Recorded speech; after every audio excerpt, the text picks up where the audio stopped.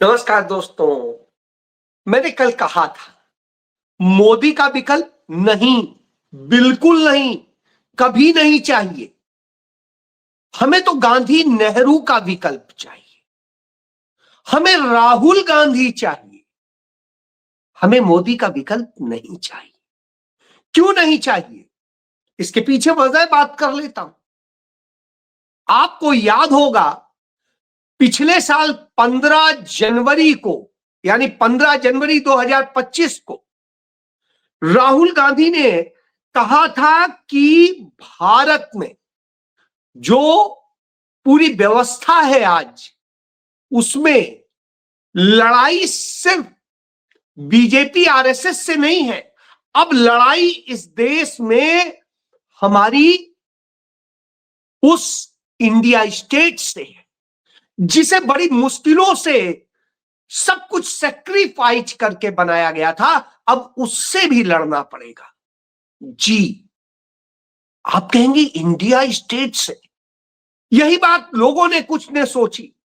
राहुल गांधी के खिलाफ मुकदमा कर दिया गया और न जाने क्या क्या ड्रामे किए गए।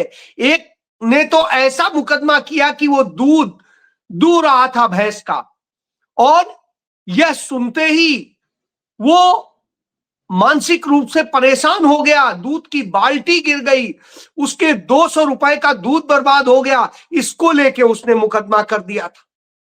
तो जब ऐसा मुकदमा हो गया हो तो अब आप सोचिए, आप कहेंगे तो इसका मतलब है राहुल गांधी ने कुछ बहुत बड़ा ऐसा कह दिया था कि यह स्थिति हो गई। लोग इतना घबरा गए, परेशान हो गए कि राहुल गांधी ने क्या कह दिया। लेकिन आज यह बात पूरी तरह साबित हो रही है, और कहीं और नहीं, भारतीय संविधान के तहत बनी एक संवैधानिक संस्था यानी संसद भवन में साबित हो रहा है। जब संसद भवन को प्रधानमंत्री कार्यालय से एक नोट भेजा जाता है कि पीएम केयर फंड, प्रधानमंत्री राष्ट्रीय आपदा कोष और राष्ट्रीय रक्षा कोष पर संसद में सवाल नहीं पूछे जा सकते। संसद में क्या सवाल पूछे जाएंगे और क्या नहीं पूछे जाएंगे, इसकी व्यवस्था संसदीय पूरे सिस्टम के तहत होती है। प्रधानमंत्री एक एग्जीक्यूटिव का प्रमुख है, यानी हमारे संविधान में 3 चीजें हैं, एक कार्यकारी, एक विधायी और एक न्यायिक। जो 3 स्तंभ है, उन 3 स्तंभ में से एक दूसरा स्तंभ उन दोनों स्तंभों को आजकल निर्देश दे रहा है, और उस निर्देश के कारण संसद बाधित है। जनता की आवाज नहीं सुनी जा रही और झूठ बोला जा रहा है। जी हां, किस बात का डर है कि नरेंद्र मोदी चाहते हैं कि पीएम केयर फंड पर, प्रधानमंत्री राष्ट्रीय आपदा कोष, राहत कोष पर और राष्ट्रीय रक्षा कोष पर चर्चा न की जाए, उस पर बात न की जाए। कोई वो उनके अपने घर की बपौती नहीं है, इस देश के लोगों का उसमें धन है, और जब उनका धन है तो सवाल भी होने चाहिए और जवाब भी मिलने चाहिए। लेकिन यह निर्देश प्रधानमंत्री नरेंद्र मोदी के कार्यालय से भेजे जा रहे हैं, और जब यह आते हैं तो सवाल उठाने यदि कोई खड़ा होगा तो उसकी आवाज को कुचल दिया जाएगा, और यही हो रहा है। सवाल पूछने के मामले में संसद आम जन का प्रतिनिधित्व करती है, यानी भारत के नागरिकों का प्रतिनिधित्व करती है, और जनता अपने सांसदों के माध्यम से सरकार से सवाल करती है। हजारों करोड़ रुपए के इन पब्लिक फंड पर सवाल क्यों नहीं पूछे जाएंगे? भारत के लोगों से आखिर नरेंद्र मोदी क्या छिपाना चाहते हैं? और क्या संसद संविधान के बजाय अब मोदी के आदेशों का पालन कर रही है? शायद यही स्थिति है, क्योंकि अब न पारदर्शिता बची है, तानाशाही से नियंत्रण किया जा रहा है, और यह खुद संसद पर हमला हो रहा है। और यह नेता सदन कर रहा है। यदि वो नेता सदन ना हो तो वो प्रधानमंत्री नहीं बन सकता है। तो अब आप समझ लीजिए, ऐसी स्थिति में जब न्यू निर्देश भेजे जा रहे हैं तो इसका मतलब है राहुल गांधी ने बिल्कुल सही कहा था, अब लड़ाई सिर्फ बीजेपी आरएसएस से नहीं, इंडिया स्टेट्स से भी है, क्योंकि उन्होंने सभी संवैधानिक संस्थाओं पर कब्जा कर लिया है। अफसर पार्टी के कार्यकर्ताओं की तरह काम कर रहे हैं। सरकारी कर्मचारियों को यूं ही काम करवाने के लिए विवश किया जा रहा है। कर्मचारी संगठनों को खत्म किया जा रहा है, उन्हें मृतप्राय कर दिया गया है। और यह सब हो रहा हो तो निश्चित रूप से आता है कि आखिर देश जा किस दिशा में रहा है। जब यह स्थिति हो तब नेता प्रतिपक्ष से कहा जाता है कि आप सदन नहीं चलने दे रहे, तो नेता प्रतिपक्ष अपने सांसदों समेत विपक्ष के नेताओं को, सांसदों को भेजते हैं स्पीकर के पास कि सदन चलाना है, आपस में मिलकर बैठ के बात कर लें, गतिरोध दूर किए जाए। लेकिन गतिरोध दूर करने की बजाय झूठ बोला जाता है। उस झूठ का खुलासा भी लोकसभा में हो गया। जब सदन शुरू हुआ और नेता प्रतिपक्ष राहुल गांधी बोलने के लिए खड़े हुए तो उन्हें फिर बोलने से रोक दिया गया, जबकि आश्वासन दिया गया था कि नेता प्रतिपक्ष को बोलने दिया जाएगा, अपनी बात बजट पर चर्चा के पहले रखने दी जाएगी, लेकिन नहीं हुआ। और जब यह नहीं होता है तब राहुल गांधी यही कहते हैं कि यह सरकार इतनी डरपोक है, प्रधानमंत्री इतना डरपोक है नरेंद्र मोदी कि सदन में आने से डर रहा है, सच्चाई का सामना नहीं कर सकता है। तो राहुल गांधी ने यह भी कह दिया, यदि प्रधानमंत्री को, स्पीकर को, किसी को यह लग रहा है कि किसी ने उसके ऊपर हमला करने की साजिश की, तो इसकी एफआईआर क्यों नहीं दर्ज करा रहे, झूठ के पीछे क्यों छिप रहे हैं? यदि कोई चीज है तो लोकसभा में सदन के सम्मुख आनी चाहिए, वह साजिश भी सामने आनी चाहिए, तो क्यों नहीं आ रहा? तो उधर प्रियंका गांधी सहित तमाम महिला सांसदों ने सिग्नेचर करके स्पीकर को लिख करके दिया है कि बताइए वो कौन सी महिलाएं हैं जो ये हमला करने जा रही थी, आपको इस साजिश का कैसे पता चला, यह साजिश कहां हुई, कहां कैसे रची गई, इसका आपके पास क्या प्रमाण है? और नहीं है तो सदन से माफी मांगनी चाहिए, क्योंकि महिला सांसदों पर ऐसे लांछन लगाना निश्चित रूप से दुर्भाग्यपूर्ण है, दुखद है और महिलाओं का अपमान है। आपको याद होगा, एक हम लोग जब नवरात्र की पूजा करते हैं तो देवी महिषासुर का जो उन्होंने वध किया था, तो वो देवी हम चामुंडे को याद करते हैं, क्योंकि जब इस तरह की हरकतें होती हैं तो मां उनका नाश करती है। तो यहां पर वो महिलाएं देवी स्वरूपा है और उन महिलाओं पर आरोप लगा के महिलाओं के पल्लू के पीछे छिपने की कोशिश यदि कर रहा हो प्रधानमंत्री, तो निश्चित रूप से वो डरपोक ही होगा। इसीलिए मैं कहता हूं कि नरेंद्र मोदी का विकल्प इस देश को नहीं चाहिए। इस देश को विकल्प चाहिए नेहरू का, इस देश को विकल्प चाहिए प्रधानमंत्री के रूप में लाल बहादुर शास्त्री का, इस देश को विकल्प चाहिए श्रीमती इंदिरा गांधी का, राजीव गांधी का, लाल बहादुर शास्त्री का।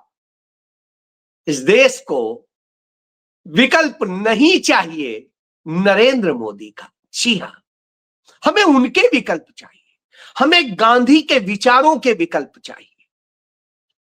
तो इसके विकल्प तो बस भाजपा आरएसएस को ही मुबारक, क्योंकि ये नफरत के बूते हैं, झूठ के बूते हैं और डरपोक है कायम, तो इसलिए नहीं चाहिए।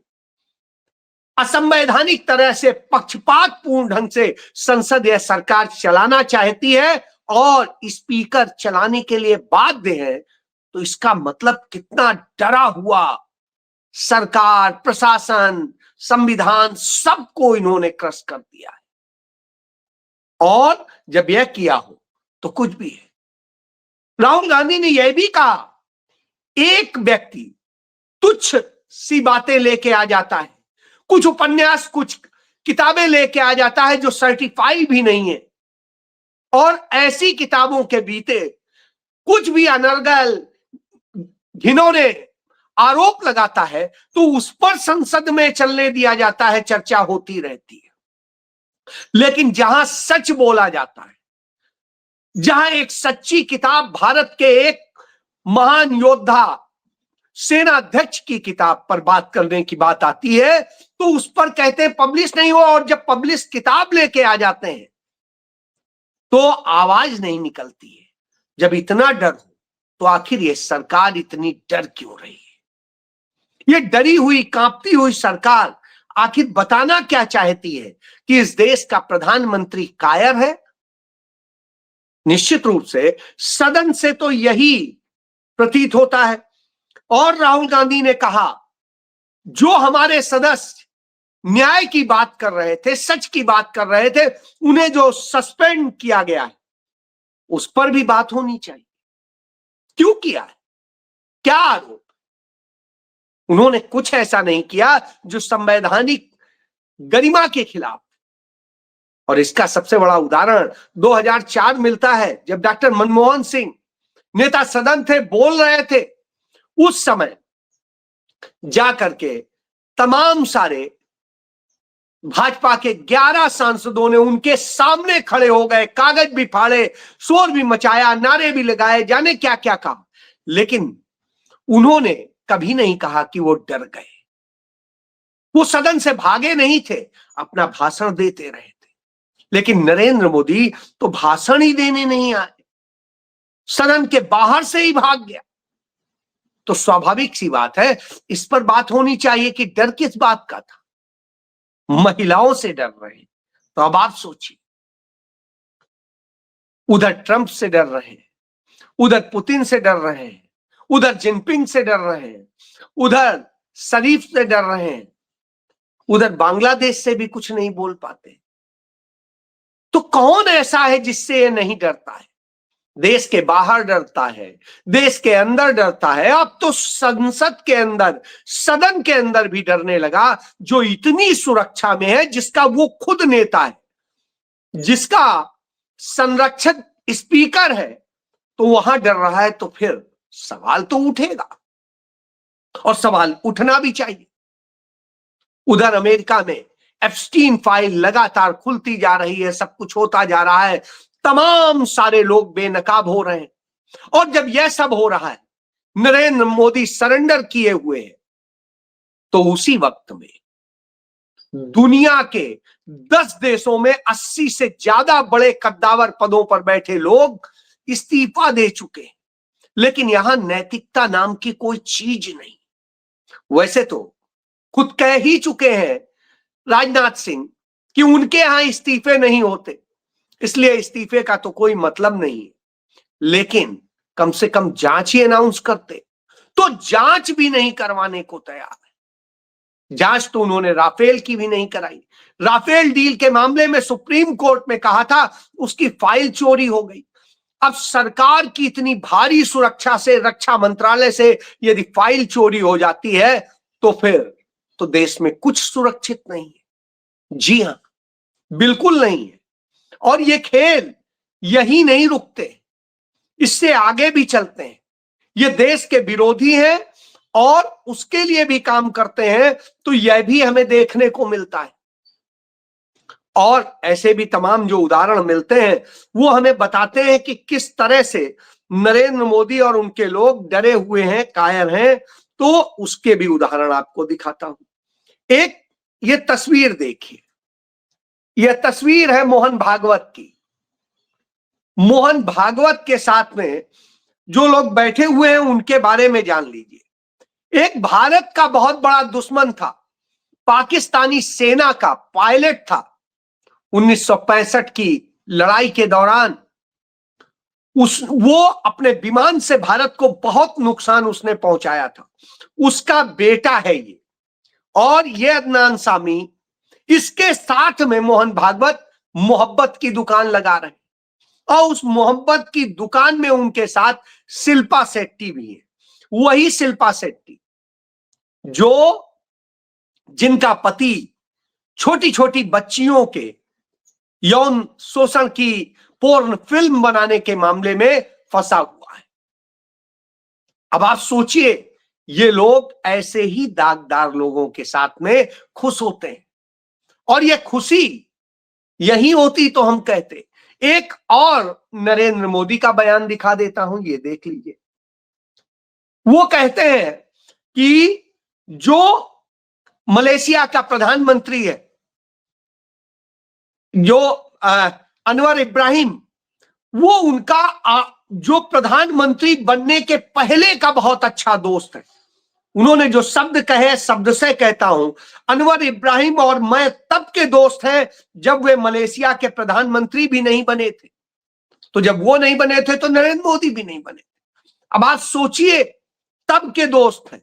और ये है कौन शख्स, इसके बारे में जान लीजिए, जिससे इतनी गहरी दोस्ती है। भारत के मुसलमानों से तो नफरत है उनका। हेमंता बिस्वा शर्मा तो मुसलमानों को गोली मारने का विज्ञापन जारी करता है।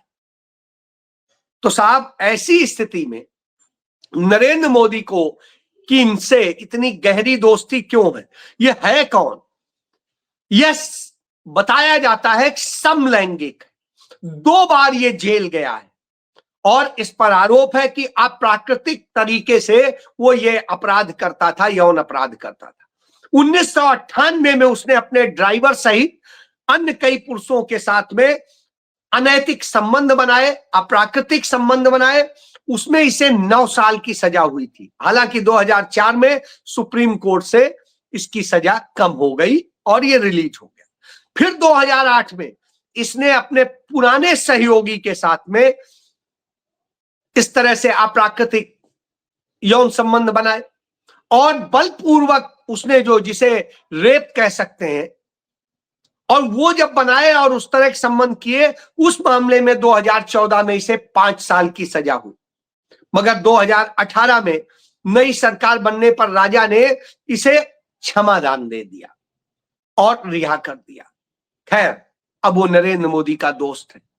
तो अब आप सोचिए, नरेंद्र मोदी के ऐसे ही दोस्त हैं क्या? कहीं एप्स्टीन फाइल वाले दोस्त निकल आएंगे, कहीं ये दोस्त निकल आएंगे, कहीं कुछ और दोस्त निकल आएंगे, और डोनाल्ड ट्रंप कहेगा, डंके की चोट पर कहेगा कि मैं तो नरेंद्र मोदी का राजनीतिक करियर बर्बाद कर दे सकता हूं। अब आप सोचिए, जो कह रहा है कि मैं नरेंद्र मोदी का राजनीतिक करियर बर्बाद कर सकता हूं, वो सुन लीजिए। Modi is a great man. That he loves Trump. Now, I don't know if the word love, I don't want you to take that any different. I don't want to destroy his political career, okay?